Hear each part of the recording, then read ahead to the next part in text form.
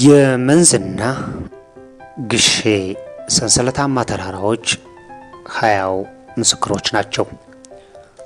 የቃል ጽናት። ደራሲ አሰግድ መኮንን። ምዕራፍ 1።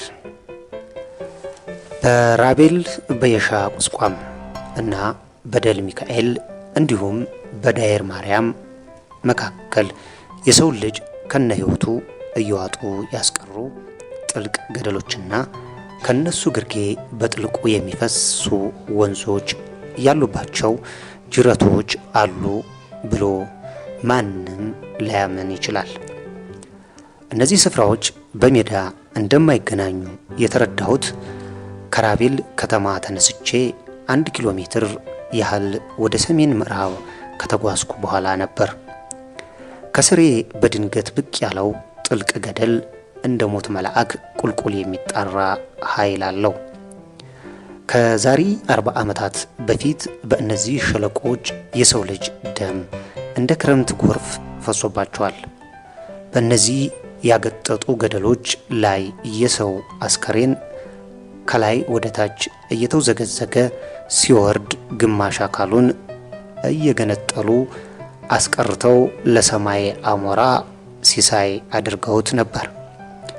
እውን በእነዚህ ያገጠጡ ተራራዎችና ጥልቅ ሸለቆዎች ላይ የሰው ልጅ እንደ ቅጠል ረግፎ ወራጅ ጅረቶች በአስከሬን ክምር ተገድበው ነበር።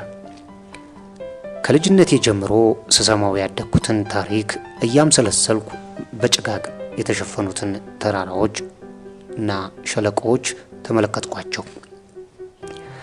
ከታች ወደ ላይ የሚነፍሰው የበረሃ ነፋስ ከከፍተኛ ሙቀት ጋር እንደ ወረቀት አርገብግቦ በአየር እያንሳፈፈ ይዞ ሊወርድ ይታገላል። ቁልቁል ለማየት የሚያስፈራ እርዝመቱን በውል መለየት የማይቻል የእጽዋት ዘር የተነፈገው ጥልቅ ገደል ነው።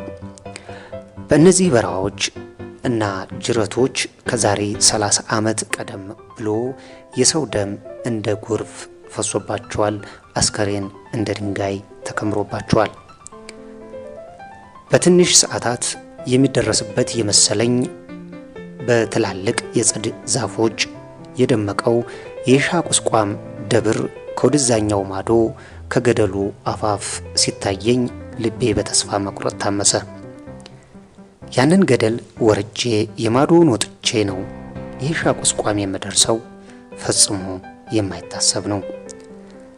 ከጥልቅ ገደል መጨረሻ ሁለቱ ገደሎች በተገናኙበት ጥልቅ ስር ውሃው እንደ ዘንዶ ተምዘግዝጎ እየተጠማዘዘ ሲፈስ ይታያል።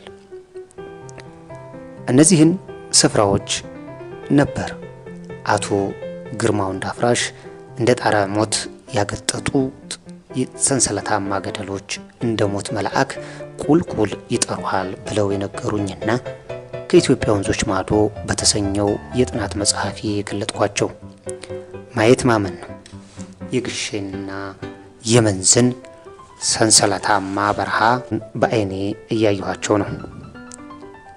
እነዚህ በገደሉ የመጨረሻ ክፍል በጥልቁ እየፈሰሱ ያሉት ወንዞች ከ40 ዓመታት በፊት የሰው ደም ከውሃ ጋር ደባልቀው እየወሰዱ አባይ ወንዝ የከተቱ ናቸው። የብዙ ሰው አስከሬን ገድቦ ይዟቸው ነበር። ነገር ግን መፍሰሳቸውን አልገታውም። የሰው ልጅ ውጠው ያስቀሩ ገሃነቦች በማለት አቶ ግርማ የነገሩኝ ስፍራዎች እነዚህ ናቸው። ከፍተኛ የደርግ ሰራዊትና የነጭ ለባሽ ጦር ያለቀው በየሻ ቁስቋም በረሃዎች ውስጥ እንደነበር በዚሁ መጽሐፊ ላይ ገልጫለሁ። ነገር ግን ስፍራዎቹ የት እንደሆኑ አላውቃቸው ነበር። ሌሎች ተረኩልኝ፣ እኔ ጻፍኩት። ወንበር ላይ ተቀምጦ በወረቀት ላይ መጻፍና በተግባር ይህንን ያገጠጠ የእጽዋት ዘር የሌለውን ገደል እየወጡ መውረድ ፈጽሞ የተለያዩ ናቸው። ስለ እነዚህ ስፍራዎች